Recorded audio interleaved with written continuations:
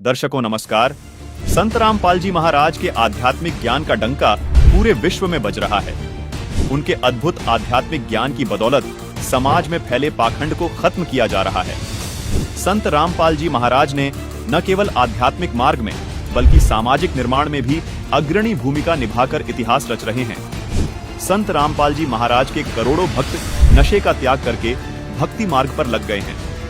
साथ ही साथ दहेज मुक्त विवाह, रक्तदान शिविर, मुफ्त आंखों व दांतों का इलाज, मानव हित के कार्य करके समाज के हर दुख सुख के साथी बने हैं। जहां संत रामपाल जी महाराज के आध्यात्मिक ज्ञान की छोटी सी झलक ज्ञान गंगा पुस्तक में देखने को मिलती है, वहीं उनके द्वारा लिखी जीने की राह पुस्तक ने भी करोड़ों उजड़े परिवारों को सुखद जीवन जीने की राह दिखाई है।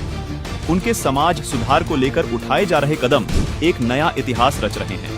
देखिए संत रामपाल जी महाराज समाज को कैसे एक नई दिशा दिखा रहे हैं। आइए इन वीडियो के माध्यम से समझते हैं। हम आपको कुछ लोगों के जीवन के दो पहलुओं से रूबरू करवाएंगे, जिसमें एक तरफ वो सामाजिक बुराइयों का शिकार होकर समाज और खुद के लिए बोझ बनते जा रहे थे, वहीं दूसरी ओर संत रामपाल जी महाराज द्वारा लिखी पुस्तक पढ़कर एक स्वच्छ समाज निर्माण में बढ़ चढ़कर भाग ले रहे हैं। आइए देखते हैं कैसे संत रामपाल जी महाराज द्वारा लिखित पुस्तक जीने की राह ने कड़ी दर कड़ी दिखाई जीने की राह। दर्शकों, ये कहानी है एक ऐसे दंपति की जो आए दिन लड़ते झगड़ते रहते थे, जिनकी जिंदगी में पैसा तो था लेकिन सुकून और शांति दूर दूर तक नहीं थी। आइए जानते हैं इस वीडियो में कि कैसे इस दंपति का जीवन बदल गया।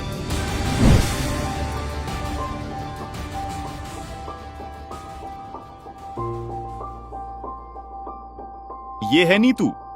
ये एक कॉलेज में पढ़ने वाली लड़की है। नीतू शाम को जब अपने घर लौटती है तो देखती है कि पड़ोस में रहने आई विशाखा और उसके पति लड़ाई झगड़ा कर रहे हैं। नीतू जब भी अपने कॉलेज से घर वापस लौटती है तो यही दृश्य रोज देखती है। ऐसे काम ना करवाऊं। पता नहीं कौन सी मनुष्य थी जो तेरे से शादी करी। नीतू चाहकर भी इनको अनदेखा नहीं कर पाई। तभी विशाखा के पति ने विशाखा पर हाथ उठाया। तभी नीतू को कुछ याद आता है और अपने बैग से कुछ निकालकर विशाखा के घर की ओर बढ़ती है।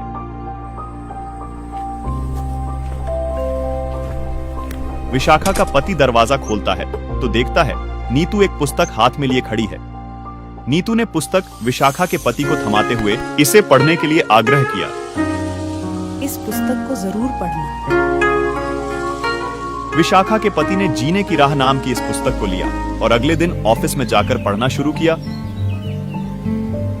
आइए आपको दिखाते हैं विशाखा के पति ने जीने की राह पुस्तक में ऐसा क्या पढ़ा जिससे उसकी जीने की राह बदल गई।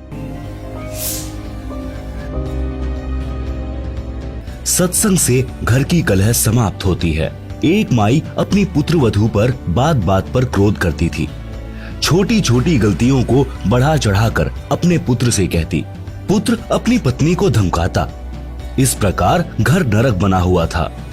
पुत्र वधू अपनी सासू माँ से कभी कभी कहती थी कि आप सत्संग जाया करो। अपनी पड़ोसन भी जाती है। सासू माँ बोली कि सत्संग में तो आई गई यानी बदचलन स्त्रियां जाती हैं, जिनका संसार में सम्मान नहीं होता, जो अच्छे कुल की नहीं है। हम खानदानी हैं, हमारा क्या काम सत्संग में। ऐसे पुत्र वधू ने कई बार कोशिश की, परंतु माई मानने को तैयार नहीं होती।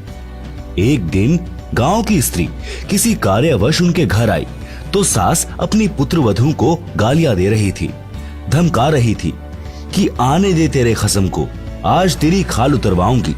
बात क्या थी कि गिलास में चाय रखी थी, जो सास के लिए डालकर पुत्र वधू बच्चे को लेने अंदर चली गई थी, जो सोया था, जागने पर रो रहा था। उस बच्चे को उठाकर लाने में 1 मिनट भी नहीं लगी थी कि इसी बीच में कुत्ता आया और चाय के गिलास में जीभ मारने लगा। गिलास गिर गया, चाय पृथ्वी पर बिखर गई। सासू माँ आंगन में उस गिलास से मात्र 20 फुट की दूरी पर चारपाई पर बैठी थी। हट्टी कट्टी थी, खेतों में सैर करके आती थी, परंतु काम के हाथ नहीं लगाती थी। इसी बात पर कलह कर रही थी। गांव के दूसरे मोहल्ले से आई माई सत्संग में जाती थी। सब बात सुनकर उसने भतेरी यानी उस सास का नाम भतेरी था से कहा कि आप सत्संग चला करो। उसका वही उत्तर था। उस सत्संग वाली भक्तमती ने बहुत देर सत्संग में सुनी बातें बताई, परंतु भतेरी मानने को तैयार नहीं थी। भतेरी की दूसरी बहन उसी मोहल्ले में विवाह रखी थी, जिस पान्ने की वह सत्संग वाली माई जानकी थी। भतेरी की बहन का नाम दया कौर था। जानकी ने जाकर दया कौर से बताया कि तेरी बहन भतेरी ने तो घर का नरक बना रखा है, बिना बात की लड़ाई करती है। मैं कल किसी कामवश गई थी, एक चाय का गिलास कुत्ते ने गिरा दिया, उसी का महाभारत बना रखा था। दया कौर भी जानकी के कहने से सत्संग सुनने गई थी और दीक्षा ले ली थी। जानकी ने कहा कि उसको जैसे तैसे एक बार सत्संग में ले चल। जब तक संतों के विचार सुनने को नहीं मिलते तो व्यक्ति व्यर्थ की टेंशन यानी चिंता स्वयं रखता है तथा घर के सदस्यों को भी चिंता में रखता है। दया कौर अगले दिन अपनी बहन के घर गई। किसी बहाने भतेरी को अपने घर ले गई। वहां से कोई अन्य औरतें सत्संग में जाने के लिए जानकी के घर के आगे खड़ी थी। वे दया कौर को सत्संग में चलने के लिए कहने उसके घर गई। वहां उसकी बहन भतेरी को देखकर उसे भी कह सुनकर साथ ले गई। भतेरी ने जीवन में प्रथम बार सत्संग सुना। आश्रम में कैसे स्त्री पुरुष रहते हैं, सब आंखों देखा तो अच्छा लगा। जैसा अनाप शनाप सुना करती थी वैसा आश्रम में कहीं देखने को नहीं मिला। सत्संग में बताया गया कि कई व्यक्ति अपनी बहन, बेटियों, बहुओं तथा अन्य स्त्रियों को सत्संग नहीं भेजते और न स्वयं जाते हैं। वे कहते हैं कि हमारे सत्संग में जाने से घर की इज्जत का नाश हो जाएगा, हमारी बहू बेटियां बदनाम हो जाएंगी। उनको विचार करना चाहिए कि सत्संग में न आने से परमात्मा के विधान का ज्ञान नहीं होता कि भक्ति न करने वाले स्त्री पुरुष अगले जीवन में महान कष्ट भोगते हैं। सत्संग में यह भी बताया गया कि घर की कलह का कारण परमात्मा के विधान को न समझकर संसार के भाव में चलना है। घर का कोई सदस्य घर में हानि नहीं करना चाहता, किसी कारण से हानि हो जाती है तो उसको लेकर कलह नहीं करनी चाहिए। जो हानि होनी थी वह तो हो चुकी है, वह तो ठीक होनी नहीं। व्यर्थ की कलह करना समझदारी नहीं है। जिससे गलती से कोई हानि हो जाती है तो उसे कहना चाहिए, हे बेटा या बेटी, माता या पिता या सास या बहू, यह जो हो गया यह अपने भाग्य में नहीं था, आपने जानबूझकर तो किया नहीं है। इस बात से घर में शांति कायम रहती है। कलह में काल निवास करता है, भूत प्रेतों का उस घर में डेरा होता है। जो कलह नहीं करते वे सुख से बसते हैं। जिस घर में परमात्मा की भक्ति यानी आरती, स्तुति, ज्योति, यज्ञ होती है उस घर में देवताओं का निवास होता है। सत्संग सुनकर सब अपने अपने घर चली गई। सत्संग दिन के 12 बजे से 2 बजे तक हुआ था। पुत्र वधू को पता नहीं था कि सासू माँ सत्संग में गई थी। अगले दिन सुबह भैंस का दूध निकालकर पुत्र वधू उस दूध की भरी बाल्टी को छत में लगे कुंडे वाले सरिये में प्रतिदिन की तरह टांगने लगी। उसे लगा कि बाल्टी टंग गई, परंतु सरिये के उल्टी ओर बाल्टी का कड़ा लगा था। पुत्र वधू ने सोचा कि ठीक लगा है और बाल्टी छोड़ दी। बाल्टी पृथ्वी पर गिर गई, दूध बिखर गया। आवाज सुनकर भतेरी आई और पुत्र वधू दूध की बजाय सासू माँ की ओर मायूसी से देख रही थी। बोलना उचित नहीं समझा, क्योंकि पुत्र वधू को पता था कि सासू माँ किसी भी सफाई के वचन नहीं सुनती थी। सोच रही थी कि आज का सारा दिन कलह में जाएगा, शाम को पति आएगा, उससे भी पिटाई करवाएगी। हे परमात्मा, यह कौन बनी? ऐसी गलती तो कभी नहीं हुई थी। हे सतगुरु, कुछ तो दया करो। मैं तो आपकी भक्ति भी भूलने को हो रही हूँ। मुझे तो सारा दिन सासू माँ के श्लोक याद रहते हैं। भतेरी बोली, बेटी, जो होना था वह हो गया। आज हमारे भाग्य में दूध है नहीं, चिंता न कर। इस दूध को ऊपर से हाथों से बाल्टी में डालकर भैंस को पिला दे। यह कहकर जो नाम दीक्षा ली थी उसका जाप करने लग गई। पुत्र वधू को अपने कानों पर विश्वास नहीं हो रहा था। सोच रही थी कि माताजी आज पता नहीं कौन सा स्टेशन यानी रेडियो आकाशवाणी पकड़ गई। ये शीतल वचन भतेरी की बोरी यानी बारदाना में नहीं थे, इसमें खल भरी थी। आसपास से निकलती थी तब भी बड़बड़ की झल निकलती थी। पुत्र वधू का नाम निशा था। वह सोच रही थी कि निशा, आज निशा में यानी रात्रि में तेरी बुरी होगी दशा। निशा की सोच थी कि पति को बताएगी। वह माता की बात सुनकर मेरी कुछ नहीं सुनता, अच्छी बुरी कहेगा। सारा दिन और रात्रि रोने में जाएगी। निशा ने दूध बाल्टी में डालकर भैंस को पिला दिया। बाल्टी धोकर रख दी। भतेरी आई और बोली कि बेटी रोटी खा ले, चिंता मत कर। बेटी, मैं कल मेरी बहन दया कौर के साथ दिन में सत्संग में गई थी। मेरी तो आंखें खुल गई। मैं तो बहुत कलहारी बनी हुई थी। बेटी, हो सके तो क्षमा कर देना। पीछे हुआ सो हुआ। आगे से अपनी बेटी को पलकों पर रखूंगी। मेरी असली बेटी तो तू है। जन्मी बेटी तो अगलों की थी, वह चली गई। अपना दुख सुख साझा है। मेरी तो एक दिन के सत्संग ने ही आंखें खोल दी। बेटी, अगले रविवार को आप भी चलना, मैं भी चलूंगी। धीरे धीरे बेटे को भी ले चलेंगे। निशा ने अपने गुरुजी का फोटो यानी स्वरूप कपड़ों में छिपा रखा था। फोटो निकालकर चरणों में शीश रखकर कहा कि हे गुरुवर, आज आपने अपनी बेटी की पुकार सुन ली, घर स्वर्ग बना दिया। शाम को चतर सिंह आया तो माता ने दूध गिरने का जिक्र भी नहीं किया। कुछ दिन बाद चतर सिंह को भी नाम दिला दिया। कुछ समय पश्चात निशा के गुरुजी आ गए। निशा ने बताया कि गुरुजी, मेरी सासू माँ बहुत अच्छी हैं, इसने भी गुरु का नाम ले लिया है। भतेरी ने कहा, महाराज जी, निशा ने कभी नहीं बताया कि इसने दीक्षा ले रखी है। यह मेरी कलह से डरती होगी। अब बताया है जब मैंने नाम ले लिया। अच्छा किया इसने। यदि पहले बता देती तो मैं और अधिक दुखी करती और पाप की भागी बनती। निशा के गुरुजी ने कहा, माई भतेरी, आप तो आसमान से गिरी और खजूर में अटकी हो, क्योंकि आपकी दीक्षा शास्त्रानुकूल नहीं है। सत्य साधना बिना मोक्ष नहीं हो सकता।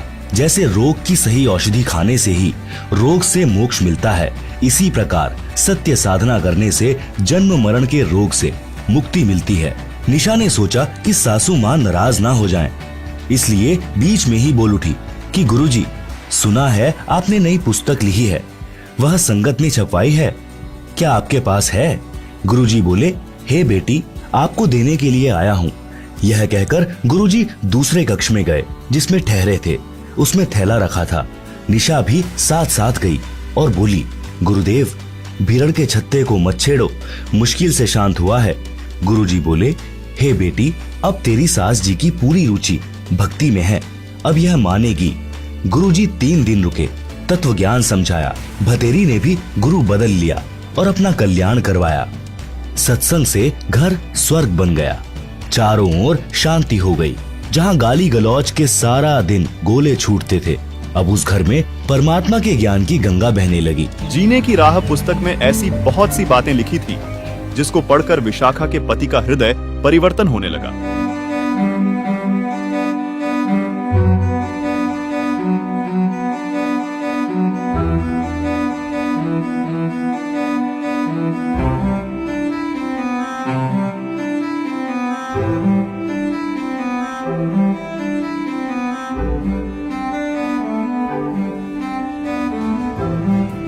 दर्शकों, संत रामपाल जी महाराज द्वारा लिखित पुस्तक ने विशाखा की जिंदगी में खुशहाली भर दी। आइए अब देखते हैं कि नीतू को यह पुस्तक कैसे मिली, और यह भी जानना दिलचस्प रहेगा कि जीने की राह पुस्तक मिलने से पहले नीतू की जिंदगी कैसी थी।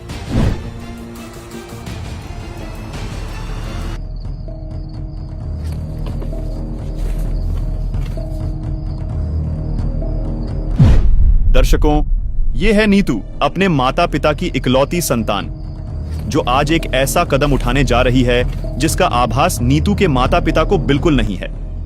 नीतू के इस कदम के बाद जो तूफान इनकी जिंदगी में आएगा, उसका सामना नीतू के माता पिता कैसे करेंगे? क्या नीतू सच में अपने माता पिता के सपने को चकनाचूर करके उनको उनके हालात पर छोड़कर चली जाएगी? आइए देखते हैं।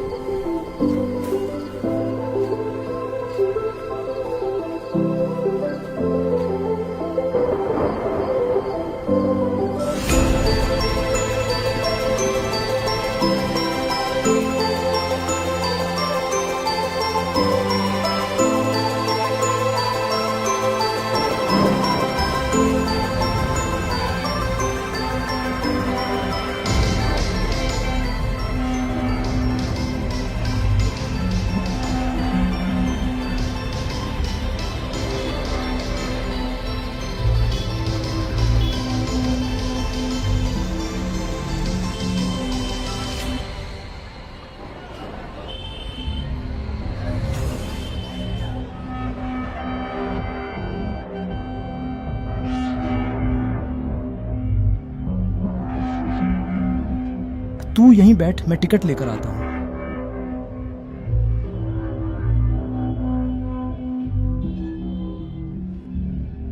लगता है ये घर से भाग रही है। हाँ, लग तो रहा है। देखो आपकी बस आ चुकी। ठीक है बहन, चलती हूँ बाएं।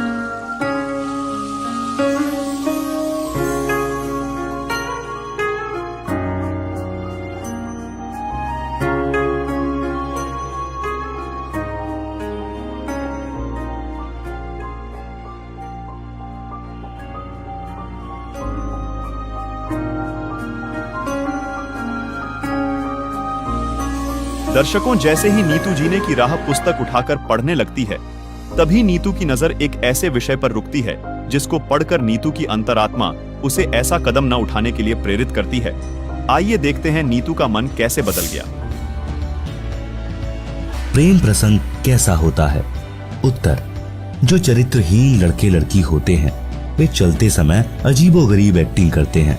उन लजमारों की दृष्टि भी टेढ़ी मेढ़ी चलती है। कभी बनावटी मुस्कुराना, मुड़ मुड़ कर आगे पीछे देखना, चटक मटक कर चलना उन पाप आत्माओं का शौक होता है, जो अंत में प्रेम विवाह का रूप बन जाता है। बाद में उनको पता चलता है कि दोनों के अन्य भी प्रेमी प्रेमिकाएं थी। फिर उनकी दशा भगवान शिव जी पार्वती वाली होती है। न घर के रहते हैं न घाट के। विवाह करने का उद्देश्य ऊपर बता दिया है। इससे हटकर जो भी कदम युवा उठाते हैं वह जीवन सफर को नरक बनाने वाला होता है। यदि किसी का प्रेम संबंध भी बन जाए तो इस बात का ध्यान अवश्य रखें कि अपने समाज की मर्यादा जैसे गोत्र, गांव तथा विवाह क्षेत्र भंग न होती हो, जिससे कुल व माता पिता की इज्जत को ठेस पहुंचे। गलती से ऐसा हो भी जाए और बाद में पता चले तो लड़के लड़की को चाहिए कि तुरंत उस प्रेम को तोड़ दें। अंतर जातीय विवाह वर्तमान में करने में कोई हानि नहीं है, परंतु उपरोक्त मर्यादा का ध्यान अवश्य रखें। भगवान शिव जी ने भी देवी पार्वती को इसी कारण से त्यागा था। आगे की कथा इस प्रकार है। भगवान शिव का अपनी पत्नी को त्यागना।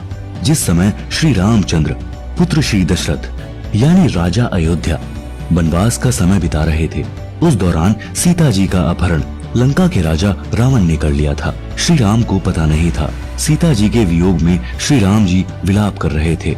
आकाश से शिव पार्वती ने देखा। पार्वती ने शिव से पूछा कि यह व्यक्ति इतनी बुरी तरह क्यों रो रहा है, इस पर क्या विपत्ति आई है।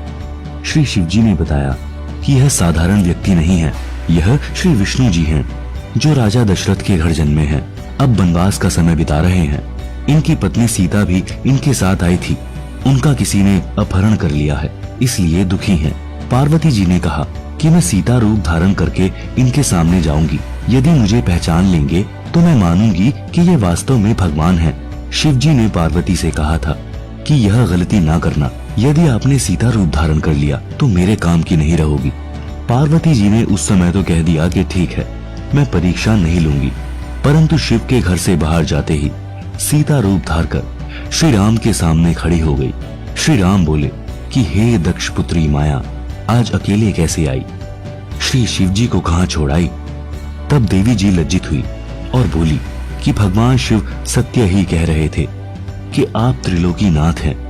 आपने मुझे पहचान लिया। मैं परीक्षा लेने आई थी। भगवान शिव को भी पता चल गया कि पार्वती ने सीता रूप धारण करके परीक्षा ली है। पार्वती जी से पूछा कि कर दिया वही काम जिसके लिए मना किया था। पार्वती जी ने झूठ भी बोला कि मैंने कोई परीक्षा नहीं ली है। परंतु शिव जी पूर्ण रूप से नाराज हो गए और प्रेम विवाह नरक का कारण बना, जो ऊपर आप जी ने पढ़ा है। इसलिए युवाओं से निवेदन है कि अपनी कमजोरी के कारण माता पिता तथा समाज में विष न घोलें। विवाह करना अच्छी बात है, बकवाद करना बुरी बात है। विवाह के लिए माता पिता समय पर स्वयं चिंतित हो जाते हैं और विवाह करके ही दम लेते हैं। फिर युवा क्यों सिरदर्द मोल लेते हैं? जब तक विवाह नहीं होता चाव चढ़ा रहता है। विवाह के पश्चात बच्चे हो जाते हैं। 7 साल के पश्चात महसूस होने लगता है कि या के बनी। जैसे हरियाणवी कवि यानी स्वांगी जाट मेहर सिंह जी ने कहा है कि विवाह करके देख लियो, जिसने देखी जेल नहीं है। जैसे जेल में 4 दीवारी के अंदर रहना मजबूरी होती है, इसी प्रकार विवाह के पश्चात माता पिता के लिए, अपने परिवार के पोषण के लिए, गृहस्थी जीवन जीने के लिए सामाजिक मर्यादा रूपी 4 दीवारी के अंदर रहना अनिवार्य हो जाता है। अपनी मर्जी नहीं चला सकता, यानी नौकरी वाला नौकरी पर जाता है, मजदूर मजदूरी पर, तथा किसान खेत के कार्य को करने के लिए मजबूर है, जो जरूरी है। इसलिए विवाहित जीवन मर्यादा रूपी कारागार कही जाती है। परंतु इस कारागार बिना संसार की उत्पत्ति नहीं हो सकती। अपने माता पिता जी ने भी विवाह किया, अपने को अनमोल मनुष्य शरीर मिला। इस शरीर में भक्ति करके मानव मोक्ष प्राप्त कर सकता है, जो विवाह का ही वरदान है। इस पवित्र संबंध को चरित्रहीन व्यक्ति कामुक कथा सुनाकर तथा राग रागिनी गाकर युवाओं में वासनाओं को उत्प्रेरित करते हैं, जिससे शांत व मर्यादित मानव समाज में आग लग जाती है, जिस कारण से कई परिवार उजड़ जाते हैं। जैसे समाचार पत्रों में पढ़ने को मिलता है कि युवक तथा युवती ने गांव में प्रेम करके नाश का बीज बो दिया। लड़की वालों ने अपनी लड़की को बहुत समझाया, परंतु गंदी फिल्मों से प्रेरित लड़की ने एक नहीं मानी। परिवार वालों ने लड़की की हत्या कर दी, जिस कारण से लड़की का भाई, पिता, माता तथा भाभी भी जेल गए। आजीवन कारागार हो गई। उन दोनों ने प्रेम प्रसंग रूपी अग्नि से परिवार जला दिया, बसे बसाए घर का नाश कर दिया। अन्य बहुत से उदाहरण हैं जिनमें ऑनर किलिंग का मुकदमा बनने से फांसी तक सजा का प्रावधान है। हे युवा बच्चों, विचार करो, माता पिता आपसे क्या क्या उम्मीद लिए जीते हैं, आपको पढ़ाते हैं, पालते हैं। आप सामाजिक मर्यादा को भूलकर छोटी सी भूल के कारण महान गलती करके जीवन नष्ट कर जाते हो। इसलिए बच्चों को सत्संग सुनना अनिवार्य है। सामाजिक ऊंच नीच का पाठ पढ़ाना आवश्यक है, जिसका लगभग अभाव हो चुका है। उदाहरणतः एक बार यह दास संत रामपाल दास जब सर्विस करता था तो एक नहर का निर्माण कार्य हो रहा था। वहां पर एक लड़की अपने 2 बच्चों के साथ मजदूरी करने आया करती थी। अपने बच्चों को ज्येष्ठ यानी जून महीने की धूप में वृक्ष के नीचे बैठाकर स्वयं मजदूरी करती थी। एक दिन वह बहुत बुरी तरह रो रही थी। मैंने उससे पूछा कि बहन क्यों रो रही हो, क्या बात हो गई? उसने बताया कि मैं एक बहुत अच्छे घर की लड़की हूं। मैंने अपने पिता की इच्छा के विरुद्ध शादी की। जो मेरा पति है वह मेरे पिता के यहां नौकर था। मैंने उसकी बातों में आकर उससे प्यार कर लिया। मेरे पिताजी ने और माताजी ने बहुत मना किया, बहुत रोए, बहुत हाथ जोड़े, बहुत गिड़गड़ाए, लेकिन मैंने एक नहीं मानी। तब मुझे तथा मेरे पति को वहां से निकाल दिया। अब मेरा पति तो शराब पीता है और मैं मजदूरी करती हूं। मेरा पति मेरी ही मजदूरी से शराब पीता है, मुझे हर रोज दुखी करता है, पीटता है। आज भी मुझसे शराब पीने के लिए जबरदस्ती पैसे ले लिए। घर में आज शाम का आटा नहीं है, ऐसी स्थिति हो गई है। पाठकों, यही परिस्थिति हम सभी आत्माओं की है जो काल के जाल में फंसी हैं। क्योंकि साहिब कबीर ने हमें बार बार कहा था कि यह ज्योति निरंजन तुम्हें बहुत दुखी करेगा, क्योंकि यह तो मेरा मजदूर है और तुम्हें दुखी करेगा। दर्शकों, आपको ये सभी भले ही साधारण लगे, लेकिन जो शब्द पूर्ण संत के द्वारा बोले और बताए गए होते हैं, उनमें शब्द शक्ति होती है जो आत्मा को झकझोर के रख देती है। इसी कारण नीतू की आत्मा ने तुरंत अपनी गलती का एहसास किया और वापस घर की तरफ रवाना हो गई।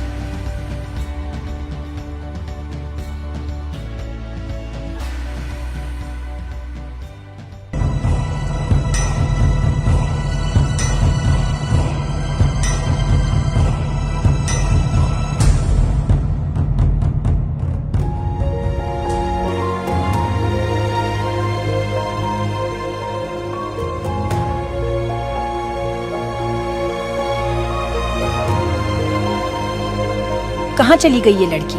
क्या कमी रह गई हमारे प्यार में? बहुत बदनामी हो जाएगी हमारी।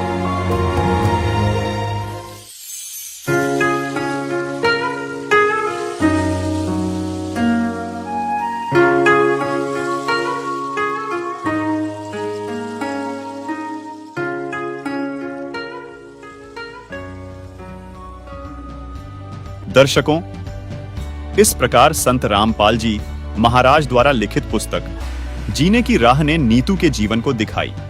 जीने की राह। आइए अब आपको दिखाते हैं संत रामपाल जी महाराज का एक मार्मिक सत्संग। तो पुण्यात्माओं, कल आपको बताया था एक लेवा एक देवा दूतम और कोई किसी का पिता नहीं पूतम, ऋण संबंध जुड़ा एक ठाठा अंश में सब बारह बाटा। ठीक है, जब तक हमने ये देख लो कि हम सफर कर रहे हैं, हम एक कंपार्टमेंट में बैठे हैं, एक डिब्बा में बैठे हैं ट्रेन के में, तो वहाँ आपके साथ हैं जो भी आपके साथी हैं, वो सब हम सफर हैं, उनसे प्यार से रहना है, अच्छा शिष्टाचार से व्यवहार करना है, एक दूसरे के दुख में दुखी होना है। कोई बीमार है उसके लिए पानी लावे, ट्रेन रुक जाती है भाग कर ठंडा मांगे, ठंडा लावे, यानी उसकी सेवा करें। आप एक दूसरे से प्यार में रहें और जिसका जहाँ स्टेशन आता जाएगा वो उतरता चला जाएगा। तो ये संसार, अब हम सफर में हैं सभी और एक कंपार्टमेंट हमारा एक परिवार है। तो हमने एक दूसरे के साथ बहुत अच्छे शिष्टाचार से, बड़े प्यार से एक दूसरे के दुख में दुखी होकर रहना चाहिए, ताकि ये सफर आसानी से कट जाएगा। और उस कंपार्टमेंट में और खेचा तानी ताना बाजी आपस में झगड़ा शुरू हो गया तो कहर हो जाएगा, 2 घंटा सफर मुश्किल हो जाएगा। तो ऐसे हम इस संसार, इस सफर में हैं और जिसका जिस समय भी वो बस स्टैंड व स्टेशन आ जाएगा वो वही उतरना होगा, शेष आगे चल पड़ेंगे। तो ऐसे सोचकर हमने इसमें रहना। क्या बताते हैं, तो वो सफर में चलने वाले व्यक्ति वहीं तक सीमित होते हैं, फिर आगे रिश्तेदारी नहीं बनाते उनके साथ, ना उनसे कोई संबंध रखते। लेकिन जब तक वहां रहते हैं सभ्य व्यक्ति बहुत ही अच्छी तरह प्यार से बहन भाई को बहन को बहन की दृष्टि से, माई को माँ की दृष्टि से देखते हुए, यानी हर तरह से चलते हुए अपना अच्छी तरह सफर तय करते। तो ऐसे ही हम संसार रूपी जीवन रूपी सफर में एक परिवार रूपी कंपार्टमेंट में बैठे हैं, डिब्बे में। तो इनको अपना ही नहीं मान, इनके साथ ही उलझना नहीं है, अपने स्टेशन पर उतर जाना चाहिए तुरंत ही। तो ऐसे ही हमने यहां से आगे चलने की विधि बनानी है। अपने पति को भूल बावड़ी, इस आत्मा को समझाया जा रहा है कि तू अपने मालिक ने, अपने स्वामी सतपुरुष सतलोक को वाले मालिक को सदा सुखी रखा था, कोई दुख नहीं देवा था, उसको भूल के और यहाँ अन्य इष्ट पर आश्रित होगी, इसको अपना स्वामी बना लिया, यानी अन्य देवता की पूजा शुरू कर दी, वो न्यारा खसम बना लिया। खसम माने स्वामी, मालिक, इष्ट, जिसकी हम आड़ लेते हैं, जिससे कुछ इच्छा करते हैं। अपने पति को भूल बावड़ी बैठी यारा में सिंगर के, और काम क्रोध मोह लोभ मस्करे रहिए इन जारा ते डर के। मात पिता संतान संपत्ति में तो उलझ गई गिर के, और जब मिलना चाहे पति अपने पर बांध कफन सिर के। अब तो यही ये संपत्ति मेरी है, ये संतान मेरी है, तेरा बुद्धि का दायरा यदि यहीं तक सीमित है तो फिर तू यहीं रह जाएगी। ये कौन है? ये मालिक के बच्चे हैं, आपके संस्कारवश आपको सेवा दी है इनकी। माता पिता ने अपना रोल करना चाहिए जो माता पिता का होता है, पिता पुत्र ने, पुत्र वधू ने भी अपना रोल करना चाहिए जो पिता और माता के प्रति उसका कर्तव्य बनता है। तो ऐसे हमने अपनी भूमिका को अच्छी तरह सुचारू ढंग से निभाना है, तभी हम यहाँ भी सुखी रहेंगे और सतलोक भी चले जाएंगे। अब देखा कैसे करते हैं, जैसे कोई मित्र और उसकी पत्नी आ जाते हैं मिलने के लिए, तो हम क्या करते हैं, मित्र को भी पूरा रिस्पेक्ट देते हैं, आओ आओ भाई साहब यहाँ बैठो। उनकी पत्नी आती है, आओ बहन जी, आओ बहन जी बैठो, और प्लेट ले आवे, सब्जी आप ठा के ले आवे, ले खाना खाओ, बिस्कुट खा लो, चाय पी लो। कितना प्यार देते हैं। और अपनी पत्नी ने खुरकावा गुड़की गाल है तो, और दूसरे की पत्नी को कितना प्यार से बोल रहे हो। तो क्यों ना हम अपने घर में भी ऐसा ही माहौल बना लें।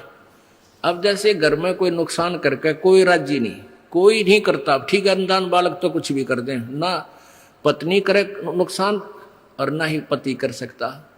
ये तो होना हो सब वो हो जाता है। तो हमने अपने से आधे क्लेश को तो हम स्वयं अपने सोच से मिटा सकते हैं, और साथ में भगवान भी रहेगा आपके। एक बुढ़िया अपनी पुत्रवधू के साथ घनी लड़ा करती, निरिकली आ रही थी, और उसका पुत्र आज्ञाकारी था। वो आते गंदी तेरी बहू ड्यों करे है, तेरी बहू ऐसे करे है। वो आते उस बहू ने अपनी पत्नी ने गढ़ता, वह बेचारी अपना टाइम पास करी। एक दिन क्या हुआ कि कोई बहन सत्संग में जाया करती थी, और उस बुढ़िया तो बोली अपनी सहेली तो यानी बुढ़िया वह थी, बुजुर्ग वो थी, कि चल सत्संग में चलेंगे, थोड़ा सारे दिन बहू के लड़े जा है, तेरा भी मन और सा हो जाएगा। तो वह भी चली गई। उन्होंने ज्ञान सुन लिया, अच्छी आत्मा थी, सत्संग का असर हो जाता है। उसने अपना नाम ले लिया, 2-4 सत्संग सुने, तो बुढ़िया में बहुत फर्क पड़ गया, परिवर्तन हुआ। एक दिन वो पुत्रवधू उसकी दूध काट के भैंस का 5-6 किलो दूध, और ऐसे ऊपर कड़ियों में एक कड़ा लटे, और ऐसे ऊपर कड़ियों में एक कड़ा, उसमें बाल्टी टांग दिया करते बिल्ली कुत्ते से बचाव के लिए दूध की। तो उसने वो प्रतिदिन टांगती थी, ऐसे ऊंचे हाथ करके नो टांगना होता था। तो वह दूध काट के ले आई पुत्रवधू, और उधर से वो उसका ध्यान दूसरी साइड हो गया, और वो नो करके एक बार तो नो कर लिया, अभ्यास सा था उसका बड़ा है, नो करके नो किया, वो उल्टी साइड तो लग गया, और वो टंग्या को नहीं, उसने सोचा टंग्या छोड़ दिया, वो छोड़ते बाल्टी नीचे गिर गई, सारे फर्श पे दूध फैल गया। अब वह पुत्रवधू उस एटम बम का नहीं देखा बुढ़िया की तरफ, अकिया बेरानी के सुनावेगी। तो अब बुढ़िया बोली, बेटी कोई बात ना, आज यो हमारे बाग में ना था, इसने ठा ले, इसको ऊपर ऊपर से साफ करके और भैंस के चारे में डाल दे, कोई बात ना, ये तो अपने बाग में ना था बेटी। अब पुत्रवधू सुन होगी कि आज इस तोब में तो गोले ना लिख ले, यद बहुत मीठी बाणी बोली, ये कौन सा स्टेशन पकड़ गई बुढ़ी आज यार। तो उसने आके अपनी सास के चरणों में शीश रख दिया और कहने लगी, माता जी मेरे से भूल से होगी, मैंने जान के नहीं। अब बेटी मन मुझे पता है, ये तो होना था, दूध तो जाए लिया, ये लड़ाई शेष थी, ना दूध आवे बेटी, चाहे मैं लड़ लूं चाहे ना लड़ लूं। तो पुण्यात्माओं, इस युग काल चाव है कि इनके रोज जूत बाजे, किसी भी कारण से, पिता पुत्र की, भाई बहन की, और आपस में पति पत्नी की, सास बहू की, इन्होंने तो फिर आपस में फिर समाज की। इसने ये चाहता है कि भक्ति तो दूर हो जाए, भगवान का नहीं सोचे, नहीं अपने ही खड्डे में आप पड़े रहे। और परमात्मा चाहता है ये बच्चे आपसी राग द्वेष छोड़कर मेरी तरफ ज्यादा ध्यान दे, तब कल्याण होगा। जिस पुस्तक जीने की राह ने नीतू की जिंदगी को बदल दिया, आइए जानते हैं वो पुस्तक निशा को कैसे मिली।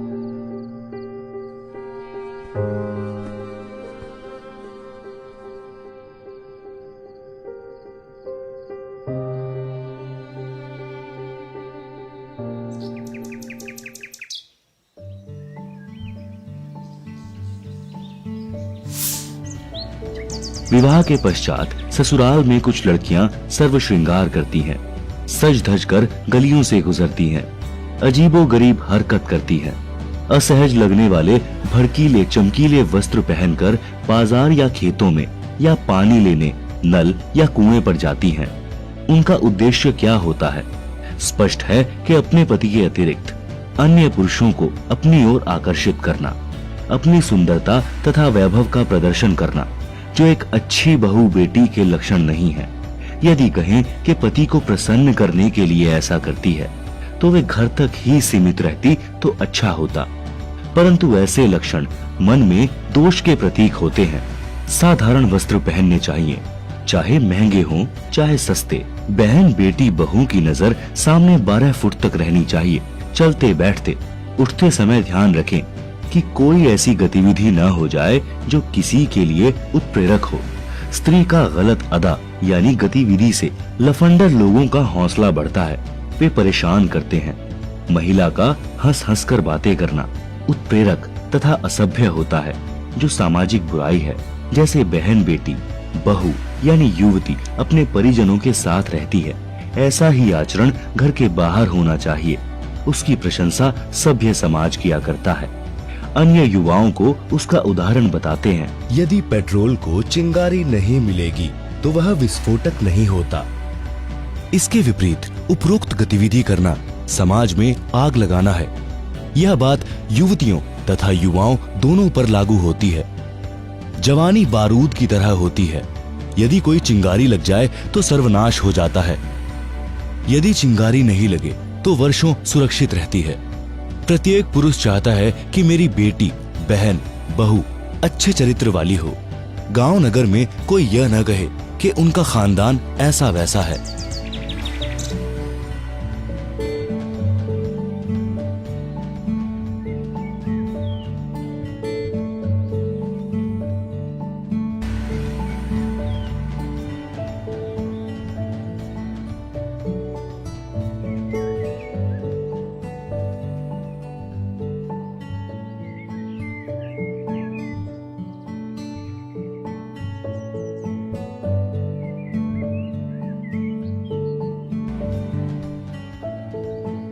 संत रामपाल जी महाराज द्वारा लिखित पुस्तक जीने की राह को सुल्तान ने अपनी बेटी निशा को दिया, जिसको पढ़कर निशा की जिंदगी बदल गई।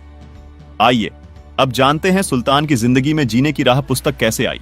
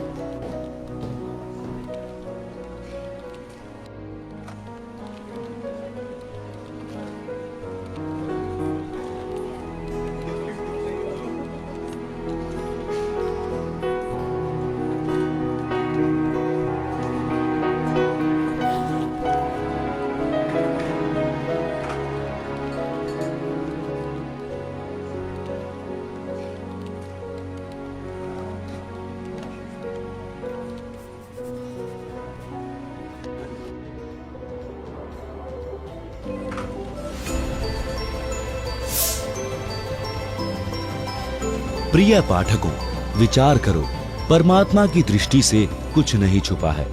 जैसा करेगा वैसा भरना पड़ेगा। प्रत्येक परिवार इसी प्रकार संस्कार के कारण एक दूसरे से जुड़ा है। कोई पूर्व जन्म का कर्ज उतारने के लिए जन्मा है, कोई पूर्व जन्म का कर्ज लेने जन्मा है। उदाहरण के लिए, पिता ने लड़के को पढ़ाया, शादी से 2 दिन पहले दुर्घटनाग्रस्त होकर मर गया। वह अपना कर्ज पिता से लेने आया था। बेटा जवान हुआ, कार्य करके निर्वाह करने लगा। पिता रोगी हो गया, लाखों रुपए लगे, व्यर्थ रहे, मर गया। यह पिता पिछले जन्म का कर्ज लेने आया था, कुछ देने आया था। लड़की का विवाह किया, 2 वर्ष पश्चात लड़की मर गई। बहुत दहेज दिया था। वह दामाद पूर्व जन्म के ऋण के बदले में लड़की भी ले गया और धन भी। वर्तमान में जो किसी के साथ धोखा करके धन हड़प लेते हैं, वह धन अगले जन्म में दामाद बनकर वसूलेगा। परमात्मा का अटल विधान है, बुद्धिमान को संकेत ही पर्याप्त है। उपरोक्त केवल कथा नहीं है, यह हकीकत है। कोई यह कहता है कि यह तो डराने के लिए कथा बनाई, किसने देखा है क्या होगा। जैसे चोर को भद्र पुरुष समझाते हैं कि भाई चोरी मत किया कर, जब पकड़ा जाएगा तो पहले तो जनता पिटाई करेगी, फिर पुलिस पीटेगी और जेल में भी कष्ट उठाना पड़ेगा। यदि कोई कहे कि यह तो चोर को डराने के लिए कहा है, किसने देखा है कि आगे क्या होता है। विचार करें कि चोर को सच्चाई से अवगत करवाकर डराया है और सच्चाई भी है। यदि चोर सच्चाई से डरकर चोरी करना त्याग देगा तो उसकी भलाई है। यदि कहेगा कि किसने देखा है, आगे क्या होता है, उसके साथ वह सब गुजरेगी जो पहले बताई गई थी। इसी प्रकार जो उपरोक्त कथा को केवल समझाने डराने के लिए ही मानेगा तो दुर्भाग्य होगा। इसको इतनी ही सत्य समझना जैसे चोर को सतर्क किया है।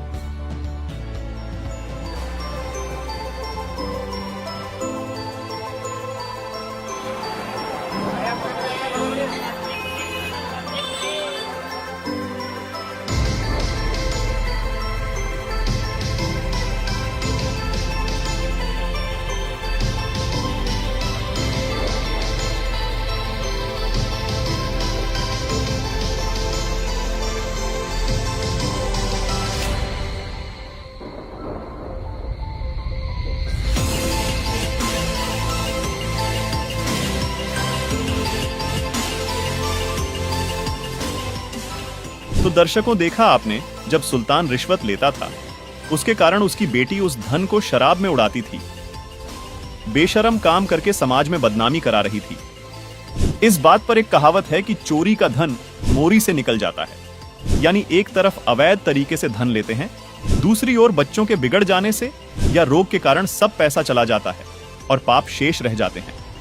इस प्रकार सुल्तान में सुधार हुआ तो उसकी बेटी भी शैतान से देवी बन गई और घर स्वर्ग बन गया।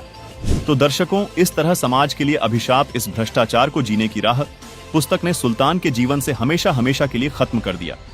लेकिन अब परमात्मा ने आपको शिक्षित किया, दास को इस योग्य बनाया कि उसके ज्ञान को, उस परमात्मा के दिए ज्ञान को उसके बच्चों तक सरल करके भेज दूं। और पुस्तक बनवाई, बच्चों ने पुस्तक बनाई दास के सत्संगों से, और वो आप तक भेजा। वो परमात्मा पहुंचे आपके पास, चिट्ठी गई दाता की। कहते हैं गोता मारूं स्वर्ग में और जा बैठूं पाताल, कह कबीर ढूंढता फिरूं अपने हीरे मोती लाल। अब ये तरीका बना लिया दाता ने। टीवी, ये टीवी जो खोज है, इंटरनेट वगैरह जो बनाए हैं, ये कंप्यूटर बनवाए हैं, ये मनुष्य स्तर की खोज नहीं है। उस परमात्मा ने, सत्य पुरुष ने ये बुद्धि दी उस जिन वैज्ञानिकों को, और ये बनवाया। किस लिए बनवाया? कि मेरे बच्चे शिक्षित हैं, घर बैठे इस मेरे ज्ञान को मेरे से परिचित होंगे, मुझे पहचानेंगे।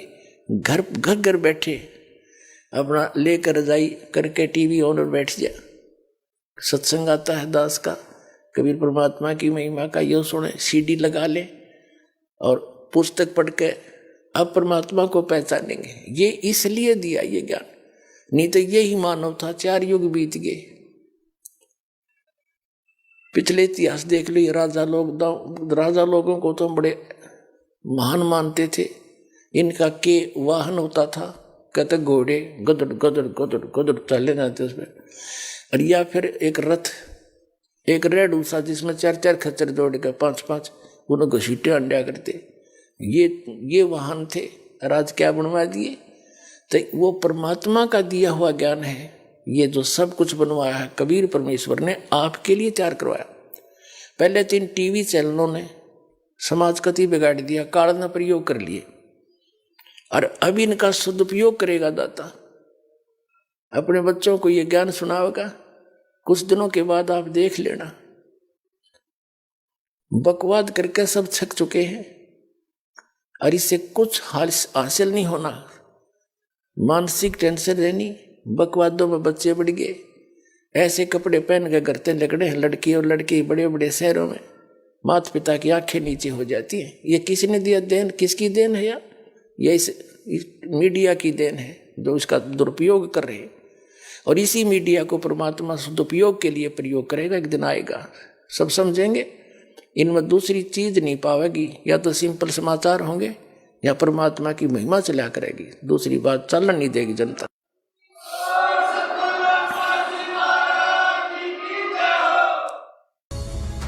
एक स्वच्छ समाज जिसकी कल्पना तो हर इंसान करता है, लेकिन वास्तविकता कुछ और ही होती है। आज समाज की दशा किसी से छिपी नहीं है। क्या अमीर, क्या गरीब, क्या शिक्षित और क्या अशिक्षित। वो कहते हैं समय के साथ हर चीज में विकार आ जाते हैं। वो फिर चाहे कोई वस्तु हो, परंपरा हो या फिर जीवन का ताना बाना। शायद हमारा समाज भी आज इसी का शिकार होता जा रहा है। समय की परिस्थितियों के अनुसार शुरू हुई क्रियाएं धीरे धीरे विकृत होकर लोक परंपरा का रूप ले लेती हैं। फिर वर्तमान में चाहे उसकी कोई प्रासंगिकता हो या ना हो, आज का समाज बुरी तरह विकृत हो चुका है और संसार ऐसे विषम बिंदु पर पहुंच गया है कि यदि उसकी गति को यहीं पर रोककर ठीक दिशा में ना बढ़ाया गया तो युगों युगों की संचित मानवीय सभ्यता का विनाश संभव है। दहेज, नशा, पाखंड, भ्रष्टाचार, छुआछात, रिश्वतखोरी जैसी बुराइयां समाज को खोखला कर रही हैं, जिसे रोकने के लिए लाखों एनजीओ, सरकारों और धार्मिक संगठनों आदि द्वारा समय समय पर आवश्यक कदम भी उठाए जाते हैं, परंतु ये चीजें कम होने की बजाय बढ़ती ही जा रही हैं। लेकिन अब इस समाज को बदलने और कलयुग में सतयुग जैसा माहौल तैयार करने का बेड़ा संत रामपाल जी महाराज ने उठाया है। वर्तमान में संत रामपाल जी महाराज जी से जुड़ने वाले करोड़ों लोग बुराइयों को त्याग कर सतमार्ग की ओर अग्रसर हो रहे हैं। आइए जानते हैं कि सर्वधर्म ग्रंथों के आधार पर ज्ञान बताने वाले और मोक्ष मार्ग प्रदान करने वाले जगत गुरु तत्वदर्शी संत रामपाल जी महाराज जी का समाज सुधार में कितना बड़ा योगदान है। शुरुआत करते हैं भक्ति विधि से। दर्शकों, संत रामपाल जी महाराज जी ने सबसे पहले आध्यात्मिक मार्ग में फैले पाखंडवाद की जड़ों को सभी प्रमाणित सदग्रंथों से तुलनात्मक समीक्षा करके उखाड़ दिया है। उन्होंने श्राद्ध करना, व्रत रखना, मंदिर मस्जिद में जाना, तीर्थ जाना, भूत पूजा, पितृ पूजा, मूर्ति पूजा, इन सब पाखंडों का खंडन कर शास्त्र अनुकूल भक्ति को जन साधारण तक पहुँचाया है। इसके अलावा संत रामपाल जी महाराज जी के सानिध्य में होने वाली दहेज रहित शादियां तो पूरे विश्व में मिसाल बन चुकी हैं। एक और जहां समाज में दहेज के कारण बेटी को बोझ समझा जाता है और दहेज न मिलने के कारण हजारों लाखों बेटियों को जान से हाथ धोना पड़ता है, तो वहीं दूसरी ओर संत रामपाल जी महाराज जी के लाखों अनुयायी दहेज मुक्त शादी कर रहे हैं, जिसमें ना तो कोई बाराती होता है और ना ही बैंड बाजा। दुल्हा दुल्हन भी सिंपल साधारण पोशाक पहनते हैं और सिर्फ 17 मिनट में रामायणी पाठ चलाकर परमेश्वर के विधान अनुसार शादी कर दी जाती है। दर्शकों, वर्तमान में देश का 70% युवा नशे की गिरफ्त में है, जो किसी भी देश की गंभीर समस्या है। ये लत लगने वाली एक ऐसी बुराई है जिस पर आज तक ना तो सरकार काबू पा सकी है और ना ही कोई संगठन या व्यक्ति विशेष कुछ कर सका है। लेकिन संत रामपाल जी महाराज जी के दिए गए तत्व ज्ञान और उनके आशीर्वाद मात्र से लाखों लोगों ने नशा छोड़ अपना जीवन आबाद कर लिया है। दर्शकों, आज के इस बदलते दौर में केवल भौतिक सुविधाओं को ध्यान में रखकर बच्चों को शिक्षा प्रदान की जा रही है, जिसका परिणाम ये निकलता है कि समाज से नैतिकता और आध्यात्मिकता खत्म होती जा रही है और बच्चे बुराइयों का शिकार हो रहे हैं। इस बच्चे की बात पर गौर फरमाएं तो इनकी कक्षा के 46 बच्चों में से 44 बच्चे नशा करते हैं। सुनिए। नमस्कार सर जी, क्या नाम है आपका? नमस्कार, मेरा नाम वैदिक मिश्रा है। मैं विश्व हिंदू परिषद का कार्य करता हूँ। एक बात बताइए, ये जो भी लोग हैं श्री राम भक्तों के लिए आगे निकलकर कुछ ना कुछ जो भी जिनसे भी जैसा भी सहयोग बन रहा है, जैसे संत रामपाल जी महाराज जी हो गए या अन्य भी लोग हैं जिनके बारे में आपने बताया, आप ऐसे लोगों के लिए क्या कहना चाहेंगे जो आज सनातन के साथ कदम से कदम मिलाकर खड़े हुए हैं? या सामाजिक जब भी बातें आती हैं, मैंने कुछ और भी देखा है, इनके कुछ और भी चल रहे हैं प्रोग्राम, जैसे नशा मुक्त भारत हो गया, दहेज मुक्त भारत हो गया, कितना ज़्यादा ज़रूरी हो जाता है समाज में निकलकर आगे आना और लोगों को सहयोग प्रदान करना, और इससे क्या मोटिवेशन मिलता है सोसाइटी के? सोसाइटी को नशा मुक्त की क्रांति की आवश्यकता है, क्योंकि मैं खुद 18 साल का हूँ और मेरी क्लास में 46 बच्चे थे, 44 बच्चे आज नशा करते हैं। हम 2 लोग नहीं करते, पहला मैं हूँ, दूसरा वो सामने बैठा हुआ है जी। और उसके बाद रही बात दहेज की, तो एक मोटिव बन गया है कि हम शादी इसीलिए करते हैं, बोले अगर ये अकेला लड़का है तो बड़ा अच्छा दहेज मिलेगा, और अगर कोई लड़की का भाई होता है तो उसे चिंता रहती है कि 18 साल की उम्र से उसके ऊपर प्रेशर दिया जाता है कि कमाओ बेटा, तुम्हें अपनी बहन के लिए दहेज इकट्ठा करना है। तो इन चीज़ों के खिलाफ आंदोलन होना चाहिए और बड़े स्तर पर होना चाहिए। और संत रामपाल जी का मैं व्यक्तिगत रूप से धन्यवाद देता हूँ कि अगर ये क्रांति सफल होती है तो मेरी खुद भी 2 बहनें हैं, मैं उनको अगर दहेज मुक्त की एक प्रक्रिया समाज में स्थापित हो जाएगी तो हम उससे बच जाएंगे।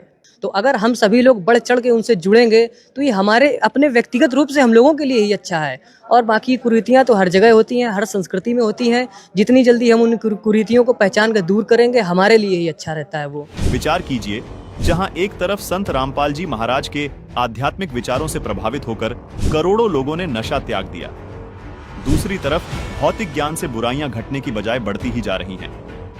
आइए एक ऐसे युवा की कहानी सुनाते हैं जिसने संत रामपाल जी महाराज के सत्संग सुनने मात्र से नशा त्याग दिया। ये है रसपाल सिंह, पंजाब की धरती पर पला एक ऐसा नौजवान जिसकी जिंदगी को नशे ने अपनी गिरफ्त में ले लिया था, जो कॉलेज लाइफ से ही हर तरह के नशे करता था, पूरे दिन नशे में धुत रहता था, लड़ाई झगड़े करता था। ऐसा कोई ऐब नहीं छोड़ा था जो उसने अपने जीवन में नहीं किया हो। यहाँ तक कि घर वाले भी उसकी मौत की दुआएं भगवान से करने लगे थे। आइए देखते हैं इतना दानव स्वभाव का व्यक्ति कैसे सारे नशे व बुराइयां छोड़कर बना भक्त और एक सभ्य इंसान। नमस्कार जी। नमस्कार सर। सर क्या नाम है आपका? सर मेरा नाम है रसपाल सिंह कुमान। सर कहाँ से आए आप? मेरा गांव है कप्याल, डिस्ट्रिक्ट संगरूर, पानीगढ़ तहसील। सर संत रामपाल जी महाराज की शरण में कैसे आए आप? सर मैं बहुत ज़्यादा नशा करता था। जब मैं कॉलेज टाइम में 2006 की बात है, जब मैंने कॉलेज में एडमिशन लिया तभी मैं कुछ गलत सोसाइटी में घुस गया और तभी से मैं इतना नशा करने लग गया कि धीरे धीरे शीशी होती है सर जी, वो रेक्सकॉप की बोलते हैं, हमारे यहाँ फैंसी बोलते हैं उसको, वो फैंसी की मैं शीशी पीने लग गया। वो कैरी सोमा की गोली खाने लग गया, 50-50 गोली खा जाता और 3-3 4-4 वो शीशियाँ पी जाता और सुल्फा पीता था सर जी, और मैं शराब की भी बोतल पी जाता था और सारा दिन लड़ाई झगड़े करने, कभी कहीं। घर वालों ने परेशान थे मेरे से, घर में रोटी कभी बनती कभी नहीं बनती तो घर वाले बना के रख देते, खाते नहीं, सारे घर वाले परेशान थे। और तभी मेरे गांव का एक लड़का था, उसने मेरे को बताया कि भाई ऐसे ऐसे करके एक संत है, संत रामपाल जी महाराज जी, कि उनका पास तू नाम ले ले। उसने, वो भी नशा करता था, उसने संत रामपाल जी से नाम दीक्षा ली थी, तो वो मेरे को ले गया वहाँ आश्रम में। जब आप संत रामपाल जी महाराज की शरण में आए तो सर उसके बाद आपके जीवन में क्या परिवर्तन आया, क्या आपके अनुभव रहे? परिवर्तन जो आया, ये पहले तो मेरे को यकीन ही नहीं था, क्योंकि मैंने 4 महीने जनरेशन केयर सेंटर है अपने हमारे यहाँ पटियाला में, मैंने वहाँ 4 महीने मेरे घर वालों ने नशा छोड़ने के लिए वहाँ छोड़ के रखा मेरे को, और मैं उन्हीं की गाड़ी लेके भाग आया और आते ही फिर मैंने नशा करना शुरू कर दिया। और मेरे को ऐसा था भैया कि कोई भी ऐसी ताकत नहीं कि ये नशा छुड़वा दे, और मैं छोड़ना भी चाहता था। मेरी माँ, आप सच नहीं मानोगे, मेरी माँ मेरे को कह देती थी कि बेटा तू मर जा। मैं कह देता था माँ मेरे से मरा नहीं जाता, तू मेरे को ऐसे कर, कुछ खाने में मिला दे और मेरे को मत बता। आप भैया यकीन नहीं मानोगे, मेरे घर पे जाके ये पूछ सकते हो, यही स्थिति सेम टू सेम थी हमारे घर पे। वो मैं कहता था माँ तू इसमें डाल दे कुछ, मेरे को मत बता और मैं मर जाऊँगा, ठीक है। और भैया मैंने बहुत बार मैंने सुसाइड करने की भी कोशिश की। मेरा पूरा गांव इस बात का गवाह है कि मैंने 1-2 बार ना ये जहर भी ले लिया था, खा लिया था, और फिर मैं बच जाता था। और तब मैं संत रामपाल जी महाराज के जहाँ जाने से पहले मैंने सोचा भी ऐसी कोई ताकत नहीं यार जो मेरा नशा छुड़वा दे, क्योंकि मेरे को नींद भी नहीं आती थी। मैं मेंटली अपसेट हो जाता था जब मैं थोड़ा बहुत नशे की डोज ऊपर नीचे हो जाती थी। तो मैंने सोचा भी ऐसी कोई ताकत नहीं। जब मैं वहाँ गया तो मैं उस दिन भी नशा करके गया, जिस दिन मैंने नाम दीक्षा ली तब भी मैंने। और मेरे साथ वाला जो मेरे गांव का लड़का था उसने बोला कि भाई तू ऐसा बोल दियो कि गुरुजी मेरा नशा छुड़वा दो। मेरे को यकीन बिल्कुल नहीं था कि मेरा नशा छूट जाएगा, क्योंकि इतना नशा, इतनी डोज लेने के बाद मेरे को कोई यकीन नहीं था। और मैं गया, मैंने बोला गुरुजी ऐसे करके दास नशा करता है, आप मेरा नशा छुड़वा दो। गुरुजी बोले, सिर पे हाथ रखा कि बेटा आज के बाद तू नशा नहीं करेगा। और भैया जब संत रामपाल जी ने, महाराज जी ने मेरे सिर के ऊपर हाथ रख के कहा कि बेटा तू आज के बाद नशा नहीं करेगा, और भैया वो दिन है और आज का दिन है, मुझ को इतनी नफरत होगी नशे से कि नशा करना तो दूर, मैं किसी को ले आके भी नहीं देता। और जो गांव वाले, मेरी गली मोहल्ले के लोग थे जो मेरे से बात करना भी पसंद नहीं करते थे, और आज मेरे से वो हंस हंस के बोलते हैं कि भैया तू आदमी बंदा बन गया। तू, हमारे गांव में कहते हैं कि ये बंदा बन गया, अब कहते हैं कि तू बंदा बन गया यार, पहले तू इंसान नहीं था, एक हैवान था। सर और क्या लाभ मिले आपको संत रामपाल जी महाराज से नाम दीक्षा लेने के बाद? सर जी इससे बड़ा लाभ क्या हो सकता है। एक जिसे जो मरा हुआ आदमी, हमारे, आप मेरा नंबर नोट कर लो, मेरे गांव में जाके पूछ लो, मेरे गांव वाले ये कहते थे कि ये आदमी नहीं बचेगा, कुछ भी कर ले कोई। दुनिया के लिए इससे ज़्यादा बड़ी मिसाल क्या हो सकती है कि एक नशेड़ी को नशा छोड़ना सबसे बड़ी, जो भी मेडिकल नशा, कोई भी ऐसा डॉक्टर नहीं था। मेरे घर वालों ने मेरे को डॉक्टरों को भी दिखाया, वो डॉक्टर कहते थे, अपनी बात बता रहा हूँ हकीकत में, कि वो कहते थे कि भैया इसका पता क्या करो, आप इसको थोड़ी सी अफीम दो और शाम को इसको इंग्लिश का दिया दो, दारू का एक दिया दो, अगर ये नहीं, इतना नशा नहीं लेगा तो इसको अटैक आ जाएगा। आज मैं देख लो अपना सारा खेती का काम करता हूँ, कुछ अपनी ज़मीन है, कुछ मैं ठेके पे ले लेता हूँ, कम से कम 60-70 बीघा की खेती कर रहा हूँ। जबकि वो कहते थे कि ये बच ही नहीं पाएगा, इसको अटैक आ जाएगा यदि इसने नशा छोड़ दिया। इससे बड़ा लाभ क्या होगा। और मेरे माता पिता आज भी कहते हैं कि यदि वो आपके गुरुजी संत रामपाल जी महाराज जी आपके ऊपर दया ना करते तो 2 महीने भी नहीं जी सकता था। और संत रामपाल जी एक ऐसे संत हैं जो सबसे पहले दुख दूर करते हैं।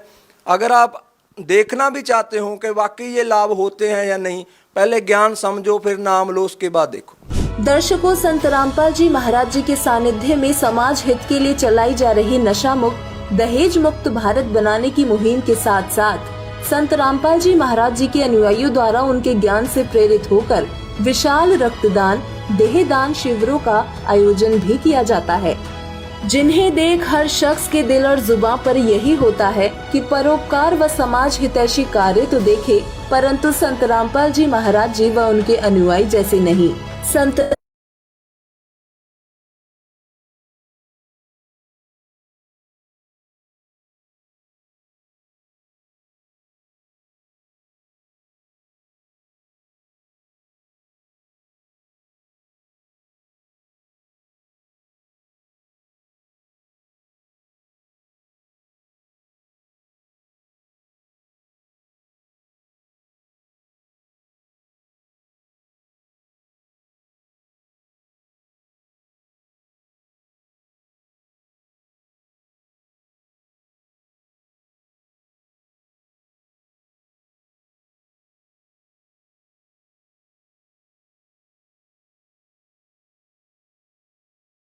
दया ना करते तो 2 महीने भी नहीं जी सकता था।